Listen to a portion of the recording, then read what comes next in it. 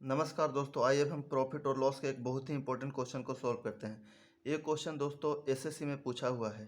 Question कह रहा है दोस्तों कि a man bought an article and sold it at a gain of 10%। आगे बोल रहा है कि if he bought the article at 20% less and sold it for ₹1000 more, he would have made a profit of 40%। Then the cost price of the article is. Question कहने का मतलब है दोस्तों, क्वेश्चन के कहने का मतलब ये है दोस्तों कि किसी व्यक्ति ने एक वस्तु खरीदी और उसे 10% के लाभ पर बेच दिया।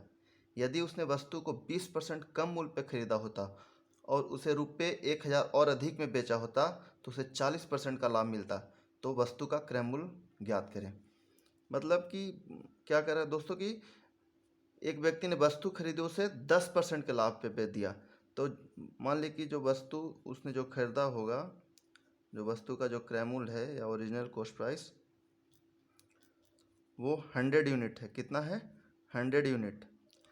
अब वो क्या कर रहा है कि इसको उसने 10% के लाभ पे बेच दिया। मतलब कितने में बेच दिया? 110 यूनिट में बेच दिया। कितने परसेंट लाभ पे? 10% लाभ पे। यानी कि यहाँ पे ओरिजिनल जो सेलिंग प्राइस हो जाएगा, कितना हो जाएगा? 110 यूनिट।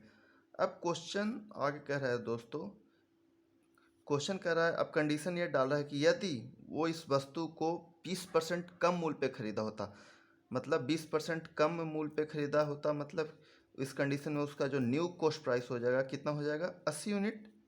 और पहले जितना में बेच रहा था उससे अगर 1000 रुपये और अधिक में बेचा होता तो उसे जो इस न्यू कॉस्ट प्राइस है, मतलब 80 यूनिट पे, उसको 40% का लाभ हो रहा है। कितने परसेंट का लाभ हो रहा है? 40% का लाभ हो रहा है।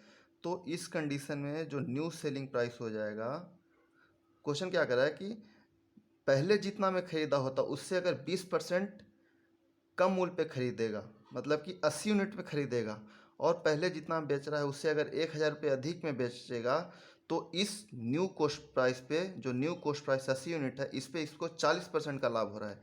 40% का लाभ करने का मतलब इस कंडीशन में जो न्यू सेलिंग प्राइस हो जाएगा वो कितना हो जाएगा? 80 इंटू 140/100।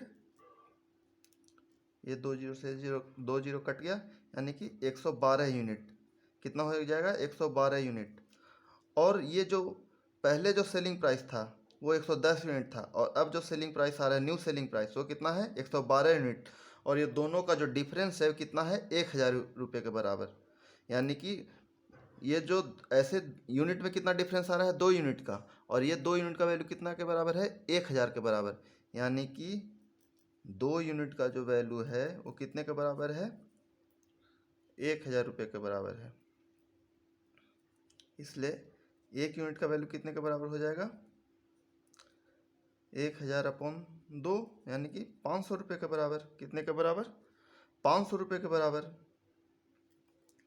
अब हमारा ओरिजिनल कॉस्ट प्राइस, मतलब जो पूछ रहा है कि वस्तु का क्रय मूल्य कितना होगा, तो कितना है वो? 100 यूनिट। कितना माने थे? 100 यूनिट। तो 100 यूनिट का जो वैल्यू हो जाएगा, कितने के बराबर हो जाएगा? 500 इंटू 100, मतलब 50,000 रुपये के बराबर।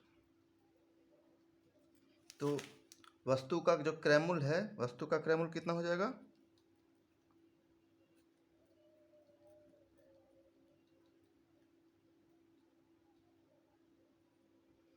हमने कितना माना था? 100 यूनिट। और इस 100 यूनिट का वैल्यू कितना आया? 50,000 रुपये के बराबर। यानी कि वस्तु का जो क्रय मूल्य है कितना है? 50,000 रुपये। और यही हमारा क्या है? आंसर। यही क्वेश्चन पूछा था कि वस्तु का क्रय मूल्य कितना है। थैंक यू दोस्तों।